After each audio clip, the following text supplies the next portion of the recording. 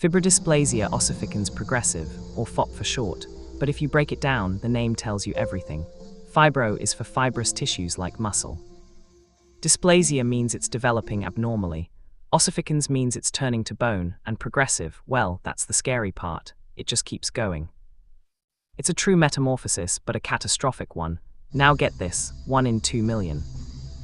That's the prevalence. That number is it's almost impossible to wrap your head around.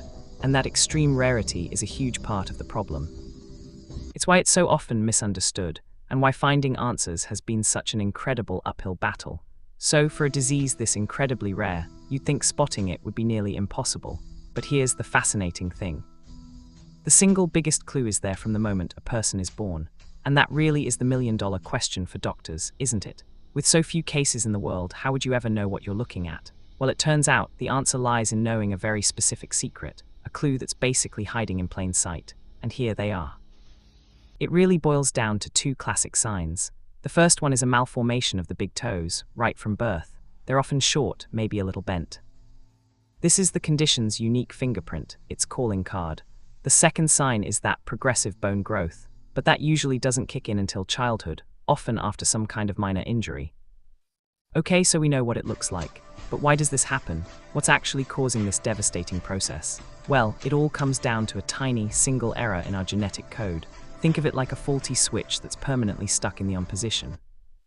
And this is what's so wild. In every single classic case of FOP, it's the exact same, single-letter typo in a gene called ACVR1. Just think about that for a second.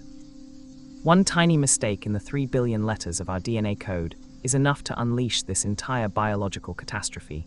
So here's how that faulty switch works. You have that one mutation, and it makes the gene's receptor super sensitive. It's on high alert, just waiting to scream, build bone at the smallest problem. So when a trigger happens, a simple bump, a fall, even getting the flu, that switch gets flipped. The body's repair crew rushes in, but instead of fixing the muscle, it gets the wrong instructions and replaces it permanently with bone. And once you understand those triggers, the entire focus of life has to shift.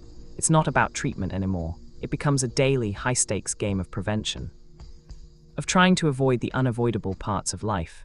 And what's so devastating is that there's this tragically predictable pattern. It starts at the top and works its way down. In childhood, the neck, spine, and shoulders are often the first to lock up. Then as a person gets older, it moves to the hips, the knees, the jaw, until eventually mobility becomes severely limited. And the things that can trigger this, they're just heartbreakingly normal.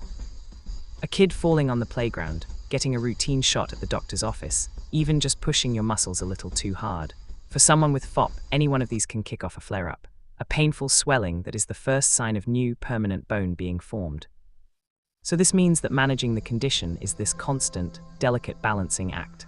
Intramuscular injections are an absolute no-go.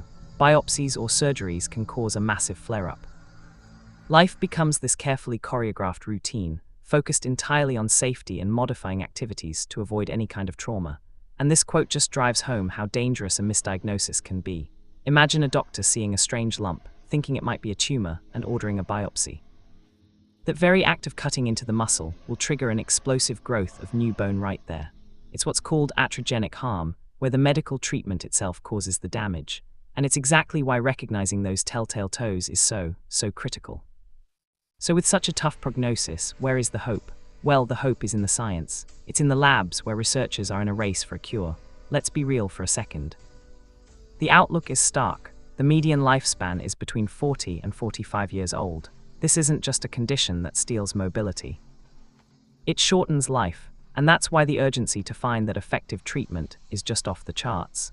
The main reason for this is something called thoracic insufficiency syndrome. As that second skeleton forms and wraps around the ribcage, it basically locks the chest in place. This makes it harder and harder for the lungs to expand, which can lead to pneumonia and eventually heart failure. And this is a huge, but there is a powerful reason for hope. Because we know the exact cause, that single mutation in the ACVR1 gene, scientists have a clear bullseye to aim for. They are not shooting in the dark. They have a very specific molecular target. And that one discovery has kicked off a revolution in research. The whole goal now is to develop drugs that can block that overactive signal, to essentially tell that faulty switch to just calm down. And the amazing news is, several of these drugs are already in clinical trials.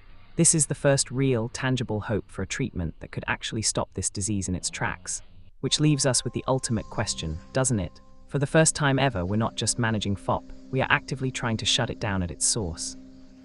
With the genetic target so clearly in our sights, the question is no longer if we can stop the second skeleton, but when.